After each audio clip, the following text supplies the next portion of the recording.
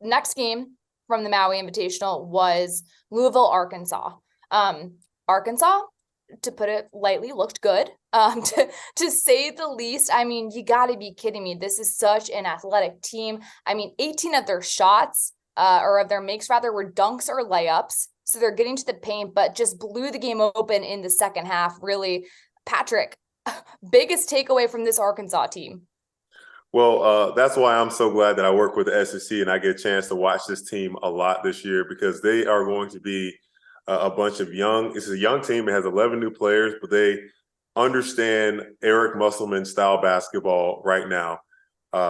They've made adjustments. They started a little bit slow, and as you can imagine, having the number of freshmen that they have, looking at Anthony Black, looking at Jordan Walsh, we still haven't seen Nick Smith Jr. yet. But this team, they're long, they're athletic, they get up and down, they play with energy. I don't know if you guys are watching the whole time, but in the first half, you could watch the bench from Arkansas and Coach Musselman and all the coaches just making sure, emphasizing high hands. Like they were doing jumping jacks on the sideline, making sure their guys knew disrupt, disrupt, disrupt, whatever you can. No easy passes in the paint, whatever it may be. And Louisville, even though they hung close for a little bit, just didn't stand a chance with the level of energy that Arkansas brought on the defensive side.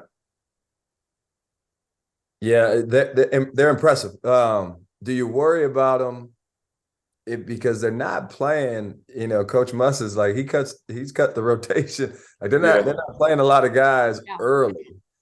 And Nick Smith coming back, you know, how's he integrate in, because he's got a lot of hype early in the year. You know, that sometimes can be a great thing. Sometimes it can take some time. But as of right now, the thing that's impressive is that defensively they're connected, and they got 10, 11 new guys. Yeah. So I'm impressed with the fact that they're defending as a unit the way that they are, given the fact that they have so many new players, you know, incoming this year that weren't around to learn and kind of know the system. Like we were saying about Creighton last year, bringing so many guys back. So that's a big thing. And then can they shoot it well enough? Like right now they're shooting 27% from three, but elite athleticism and defensively they're elite. But you know, down the stretch, Anthony Black's phenomenal. I mean, man, he was phenomenal today. He's the real deal. He is good, man. And I didn't think that. I thought his shooting ability was the biggest question mark coming into the year, but he showed, hey, don't worry about me. If you give me some time, especially on that right wing, that seemed to be his key spot. But with Arkansas's aggressiveness, I just worry about the fouling. They had 23 fouls today. Obviously, Louisville, with their struggles with shooting, they're shooting like 28% in the first half from the field, something ridiculous. When Arkansas is going to be matched up against, obviously, a better team in Creighton.